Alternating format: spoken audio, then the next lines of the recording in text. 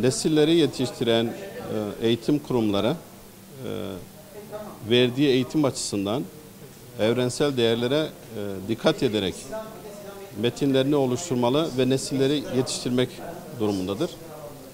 Ancak andığımız gibi metin toplumumuzu ayrıştırmakta, toplumun farklı kesimlerini başka türlü değerlendirmek veya olumsuz olarak tepki göstermesine neden olmaktadır.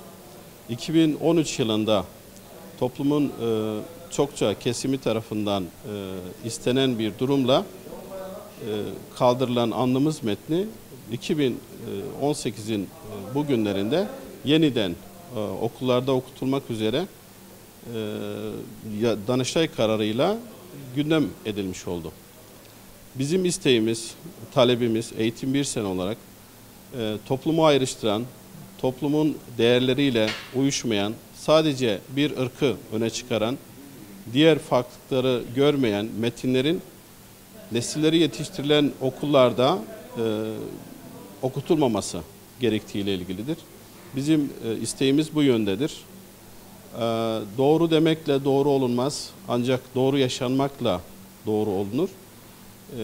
İşte Türk demekle Türklüğün gereği yerine gelmez. Ancak bazı değerlerin, toplumun diğer kesimlerinin de benimseyeceği bazı değerlerin öne çıkarılmasıyla toplum barışık bir şekilde yaşar ve dolayısıyla toplumsal barışa hizmet sunmuş oluruz. Kanunla bu işler yapılmadığı için, yönetmenlik değişikliği olduğu için Danıştay bugün bunu geri çevirdi. Bu 28 Şubat zihniyetinin yeniden hortladığını ve zaman zaman başka türlü hükümetin kazanımlarının derdest edilmesi veya geriye dönük bir oluşumun meydana çıkmasına sebep olabilir.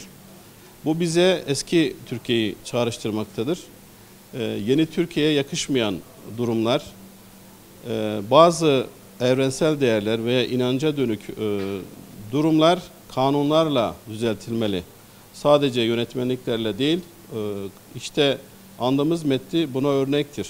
Sadece yönetmenlik değişikliği olduğu için bugün mahkeme kararıyla andığımız geri dönmüştür. AK Parti hükümeti döneminde gerek inanca yönelik gerekse diğer evrensel değerlere yönelik yapılan demokratik adımların kanunla düzeltilmesi gerektiğine biz inanıyoruz. Çünkü bu kazanılan değerler zaman içinde mahkeme kararlarıyla veya bazı kesimler tarafından derdest edilebilir. İsteğimiz alınan kararların kanunlara bağlı olarak değiştirilmesi gerektiğidir. Gerektiği zaman meclisin yok saydığı veya siyasilerin yok saydığı veya karar aldığı durumlarda Danıştay kendi kararlarını yeniden meclisin üzerinde veya hükümetlerin üzerinde görerek kararlar vermektedir. Bu bir sinyaldir.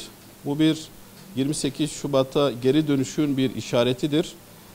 Bizim isteğimiz mahkemelerin kendilerini yürütme yerine koymadan kendi iş ve işlemleri içinde kararlarını vermesidir.